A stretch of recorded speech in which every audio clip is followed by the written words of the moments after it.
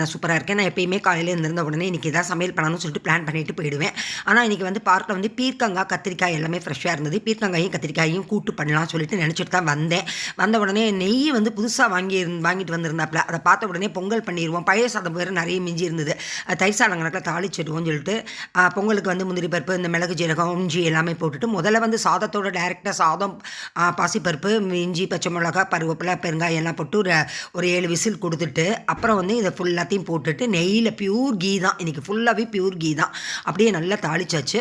அந்த பீர்க்கங்காய் கத்திரிக்காயை வச்சு தான் நான் இன்றைக்கி வந்து ஒரு புது ரெசிபி ட்ரை பண்ணேன். அதாவது முதல்ல வந்து அந்த பீர்க்கங்காய், கத்திரிக்காய், சின்ன வெங்காயம், தக்காளி, பச்சை மிளகாய் எல்லாத்தையும் நல்லா வதக்கி எடுத்து தொகையில் அரைச்சிடலான்னு பிளானு.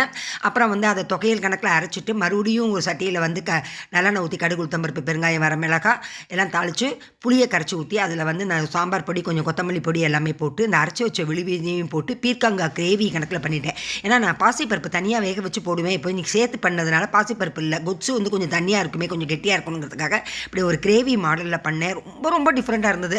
அதாவது 2 in 1 ரெசிபி. பீர்க்கங்காய் அப்படியே சட்னி கணக்கில் அரைச்சி அதை தாளித்தா பீர்க்கங்காய் சட்னி. அதை தாளிக்காமல் நம்ம வந்து அப்படியே வந்து அந்த கிரேவி கணக்கில் இப்போ இது இருக்குது. பீர்க்கங்காய் சட்னி, தயிர் சாதம், அந்த கிரேவி, ஊறுகாய் வச்சு இது வந்து நேற்று பண்ணின சமையல். இது வந்து சூப்பராக இருந்தது. ஃபுல்லாக நெய் கீ அரோமாவோட பீர்க்கங்காய் சட்னியும் ஃப்ரெஷ்ஷாக எடுத்துகிட்டு வந்ததுனால ரொம்பவே நேற்று வந்து ஃபில்லிங்காக இருந்தது. காலையில் சாப்பிட்டு சாயங்காலம் வரைக்கும் பசிக்கவே இல்லை. நிறைய கருவேப்பிலை வேற போட்டிருந்தேன். அவ்வளோ அரோமாவாக இருந்தது. புது நெய்க்கு, கருவேப்பிலைக்கு, மிளகு பொடிக்கு, மிளகு பொடி நல்லா தட்டி போட்டேன். அதனால் எல்லாமே ஃப்ரெஷ்ஷாக இருந்தது. அப்படியே அந்த கருவேப்பிலையையும் வச்சு கருப்பு உளுந்து பருப்பு போட்டு துவரம் பருப்பு ஊருக்கு போகிறதுக்கு முன்னாடி எல்லாமே கொஞ்சம் கொஞ்சம் பேக் பண்ணி வச்சுட்டு போயிருந்தேன். டப்பாவில் ஜிப்லாக்கில் போட்டு அது அப்படியே இருந்தது. அப்படியே எடுத்து ஒரு அடைக்கு வந்து சாயங்காலத்துக்கு நான் வந்து அடைக்கு மாவும் அரைச்சி வச்சு நேற்று சாயங்காலம் அடை பார்த்து சூப்பராக சாப்பிட்டாச்சு.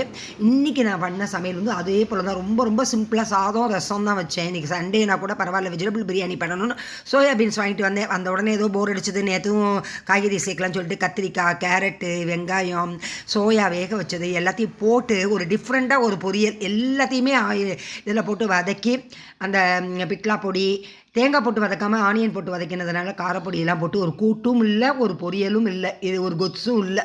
ஆனால் ஒரு டிஃப்ரெண்ட்டாக இருந்தது. ரசம் சாதத்துக்கு வந்து சூப்பராக ரசம் வச்சு அப்படியே அந்த இதை தொட்டுக்கிறதுக்கு ஒரு கிரேவி தான். அதாவது சோயா, கத்திரிக்காய், கேரட்டு, ஆனியன் போட்டுக்கிட்டு பச்சை கொத்தமல்லி, தொகையல், தயிர். இன்றைக்குமே வந்து நேற்றும் நினச்சதை பண்ணலை, இன்றைக்கும் நான் வந்து நினச்சதை பண்ணலை. ஆனால் ஒரு டிஃப்ரெண்ட்டாக பண்ணினேன். அதுவுமே வந்து ரொம்ப டிஃப்ரெண்ட்டாக சூப்பராக அமைஞ்சுது.